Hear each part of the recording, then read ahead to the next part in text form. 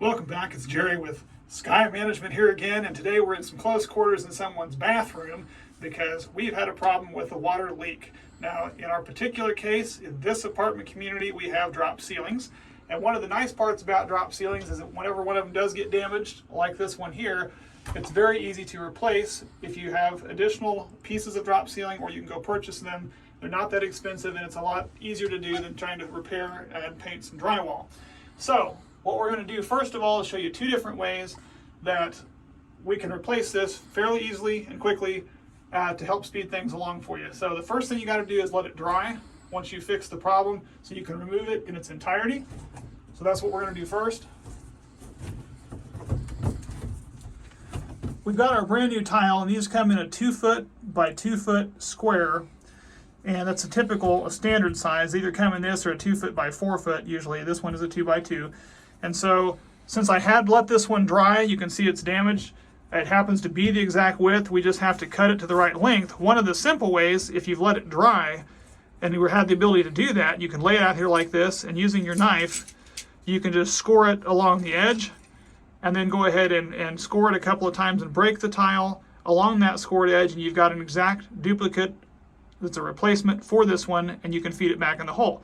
But if for some reason this got wet and was unnoticed and actually broke all apart and had fallen down to where you didn't have a template to work with, here's another good way that you can measure it out yourself. Assuming that this had already fallen down and collapsed and we needed to replace it without having a template, the easy way to do that is just to take your full tile and place it up against a wall or against the edge where it is, and you'll notice where this meets, go ahead and make a little score a little ways towards that edge,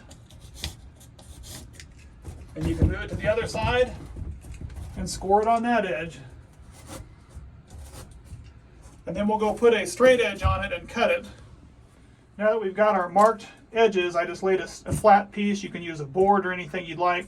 A critical part of this is to not use a blade that's too long to go through this whole tile, because if you do, you're going to end up cutting whatever's underneath. I've seen it before where people will lay this on carpet, like Berber carpet, and they'll go ahead and use a razor blade and slice it through there. Well, then when you pick it up, they've actually cut through to the carpet, and I've seen it done on vinyl floor too. So make sure that you're not going to have a blade long enough to go all the way through. And you're going to go from one mark and just score it along the edge. And again, you can always err on the side of caution. If you aren't exactly sure, don't cut off too much, because you can always take another little bit off later if you needed to, but you can't add any back on. So now you're going to take this piece, and if you have an edge that you can get it near, you can put it on an edge and just kind of bend it a little bit, and it will just snap that piece right off. And now you're ready to put it out. Now that I've got my piece, I can kind of roughly look and see that it looks like it will fit in there. We just have to adjust insulation and things that you need to get adjusted and slide it in.